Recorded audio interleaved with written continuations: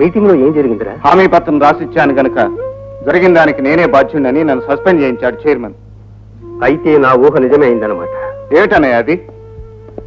నీకు తెలియకుండానే నీ వెనుక పెద్ద వ్యూహం పన్నారు రవీంద్ర. మొన్న నేను నెంబర్ నోట్ చేసిన మున్సిపల్ కారు కూడా ఆ రోజు ఆ టైంలో నువ్వే వాడినట్టుగా లాక్ బుక్ లో రాశారు. ఆ తప్పుడు సంతకం చేసిన వాడెవడో కనుక్కుంటాను. వాడిని నువ్వు అరెస్ట్ చేసి జైల్లో తోసేస్తే అసలు నిజం బయటపడుతుంది. తొందరపడకు. సాక్ష్యాధారాలు సేకరిస్తే తప్ప మనం ఏం చేయం. అందుకే మా డిపార్ట్మెంట్ చైర్మన్ మీద నిఘా వేయమని హెచ్చరించాను. అష్టదిగ్బంధనం చేసి పగడ్బందీగా కేసు ఫైల్ చేస్తే తప్ప వాడిని మనం ఏం చేయలేం. కమాన్. ఏమిటి? అవును సార్, మీ మీద నిఘా వేయమని పోలీసులు కూడా పెట్టారంట. ఇదెక్కడ కూడవండి బాబు? ఇంజనీర్ సస్పెండ్ అయ్యారని దాన్ని సంబరపడుతూ ఉంటే మన నెత్తిన శటకోపం తట్టడానికి కొత్తగా వాడు అన్నయ్య ఒకటి తయారయ్యేటండి.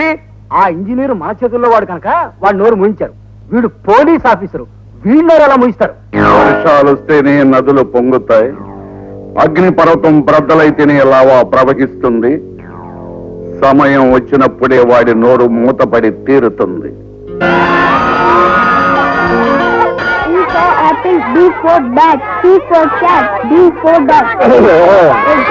Good morning. కూర్చోండి కూర్చోండి. ఇంతకు ముందు మీకు భారతదేశ పిల్లల గురించి చెప్పాను కదా, మళ్ళీ చెప్తాను, రాసుకోండి. దక్షిణాన హిమాలయ పర్వతములు. అదేంటి మాస్టర్, హిమాలయాలు ఉత్తరాన్ని కదా ఉన్నాయి. భూమి తన చుట్టూ తాను తిరిగేటప్పుడు దక్షిణానికి మారింది. కూర్చో.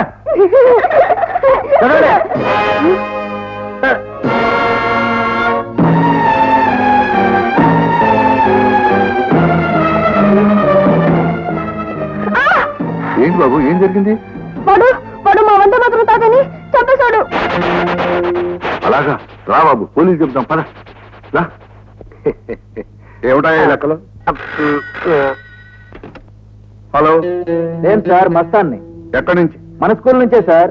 ఆ రోజు గోడౌన్ దగ్గర మద్దతు జరిగినప్పుడు చూసిన కుర్రాడు నన్ను గుర్తుపెట్టాడు. వాడు ఇప్పుడు ఎక్కడ ఉన్నాడు? మన దగ్గరే ఉన్నాడు సార్. సరే, నువ్వు ఒకడే ఉండవు, నేను ఇప్పుడే వస్తున్నాను.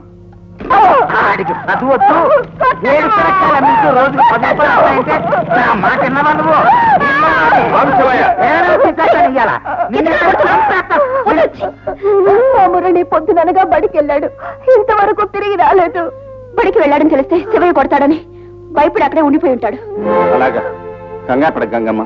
స్కూల్ దగ్గరికి వెళ్ళి మురళిని మేము తీసుకొస్తాం. రారజని, భయపడద్దు.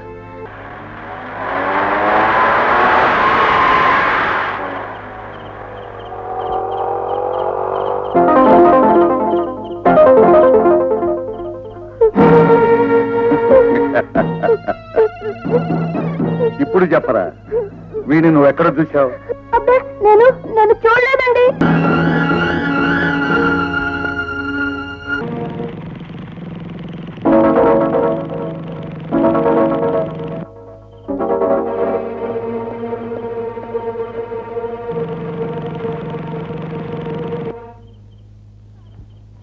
రజని, నువ్వు ఆ పక్క నుంచి క్లాస్ రూమ్ లో వెతుకు, నేను ఈ పక్క నుంచి వెతుక్కుంటూ వస్తాను.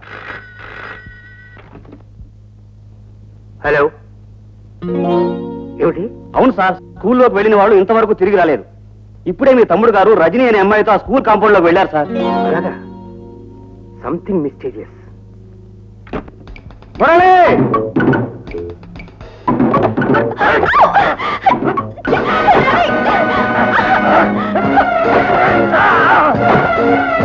మురళి!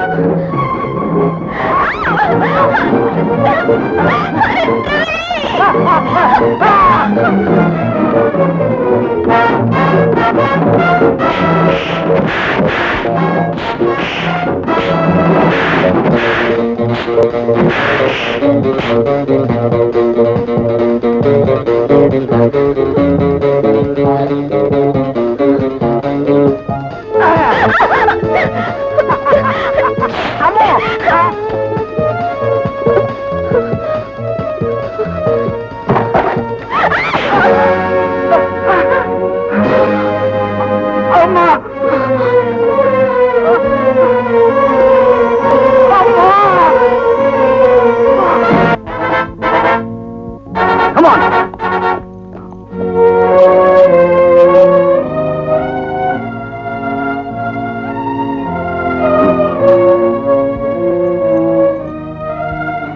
అన్నయ్య,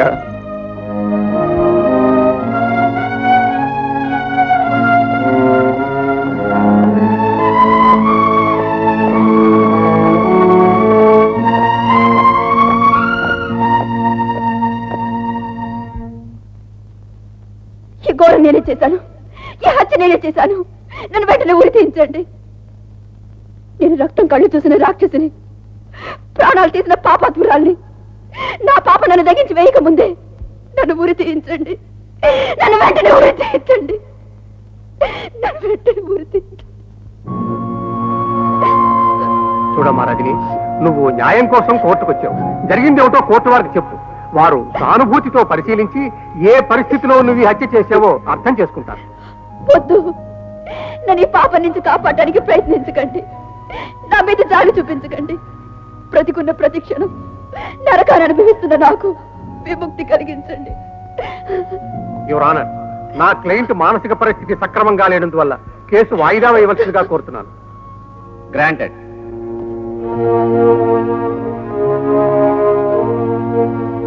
అమ్మా రజనమ్మ, నా బిడ్డను ఎత్తుకుంటూ వెళ్ళి నీ ప్రాణాల మీదకి తెచ్చుకున్నావా తల్లి? కట్టుకున్న దాన్ని మంచాన పడేశాడు, కన్న బిడ్డని దూరం చేశాడు. ఇప్పుడు నిన్ను కూడా మాకు దక్కనివ్వకుండా అన్యాయం చేస్తున్నాడమ్మా ఆ దేవుడు. నీ బిడ్డ నీకు దూరం చేసింది దేవుడు కాదు శివయ్య, ఆ రాక్షసులు. అవును, వాళ్ళే మురళిని దాచేశారు. వాళ్ళని విడిచిపెట్టను. వేనకు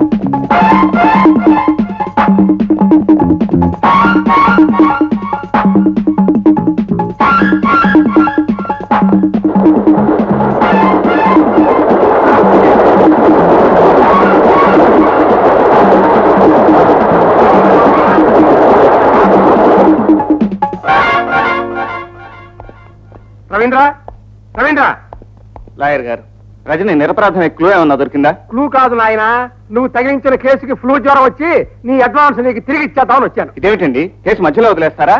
నేను ఈ హత్య చేశాను అప్రభో అని ఆ పిల్ల కోర్టులో అరుస్తుంటే కాదు బాబు అని నేను వాదించేదయ్యా. ఆవేశపడకుండా అసలు ఏం జరిగిందో వినండి. నేను ఏం లాభం ఏమిటయ్యా, అంతా ఆవిడ కోర్టులో జడ్జి గారికి పిలిపించిందిగా.